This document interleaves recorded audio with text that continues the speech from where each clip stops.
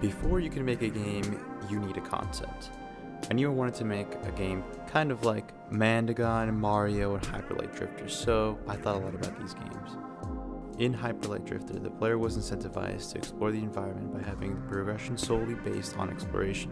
The only way to level up your character and get new abilities was to look for hidden boxes with currency in them that would let you purchase upgrades. On top of that, the only way to beat the game is to find hidden diamonds throughout the maps so that you can unlock the final zone, where you find one of the coolest bosses ever made. This channel is impartial and fair and balanced.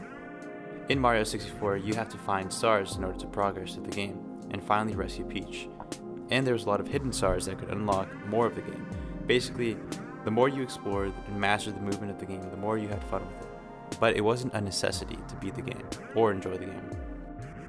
In Mandagon, well, if I'm being honest, I just got the game and I haven't played much of it, but the art design and sound design is super awesome, and I wanted to get my game to look that way. So basically I wanted to make a platform that was focused on looking monolithic and natural, while also being primarily based on exploration. After this concept came design. To make a good game, you need to direct attention and motivate specific actions.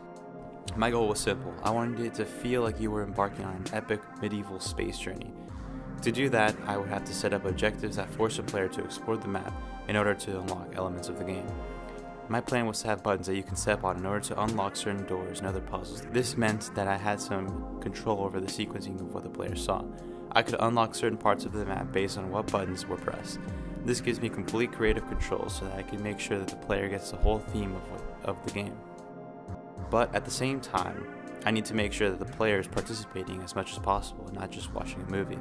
So I decided that I would make the game linear by having the whole game be a vertical climb. This, however, meant that it wouldn't be much of an exploration game, so I would have to make multiple routes to reach the same objective, each route containing a different element of the story and a progressional incentive in the form of a power-up, side quest, or something like that. After design was actually making the game. First I started with the art. I used Photoshop to create a map of the game and other assets of the game. This is where mistakes were made. I wanted to make a pixelated game because I like the aesthetic and also because I don't have the time, ability, or equipment to build a realistic game. So I created a canvas that had the resolution of 30 pixels and was 4 inches by 4 inches. This allowed me to make the game out of simple blocks, which were actually just pixels.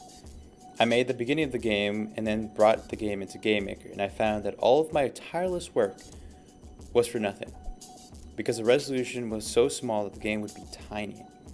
Also, because the resolution was so small, the character would only be 2 pixels in height. At this point, I became very sad. I figured it was all over. There's no way that I can make a game if I can't even put a map together.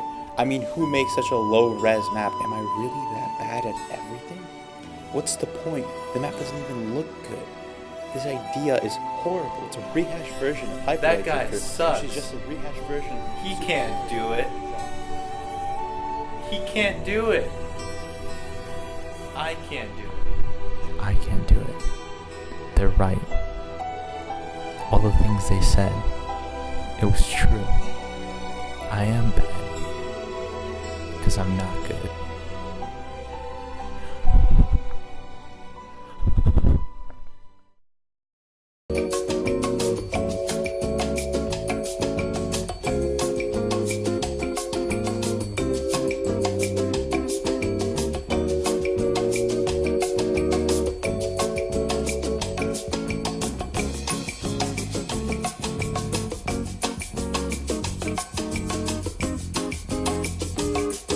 After I figured out how to expand the image, I could finally start making the character for the game. I started by sketching a quick model of the character in a notebook, and then simplifying it into pixel form in Photoshop. So, after I finished my making of the basic map and the character, I decided to bring the assets into GameMaker.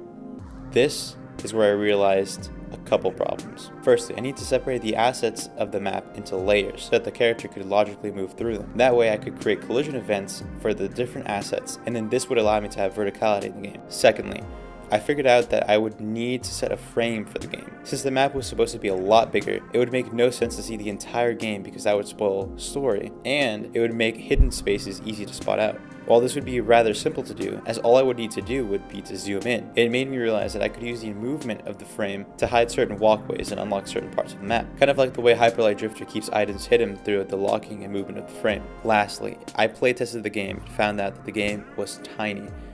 This is because the computer that I was running it on had a 4K monitor, but bringing the resolution up would make it way too big for a smaller display. So I needed to figure out a way to have the game scale to whatever display the game was being played on. And so far, that's where I am in the game making process. There were a lot more objectives that I had to go through that I was not anticipating. It was rewarding as a whole. There's always a lot of help online.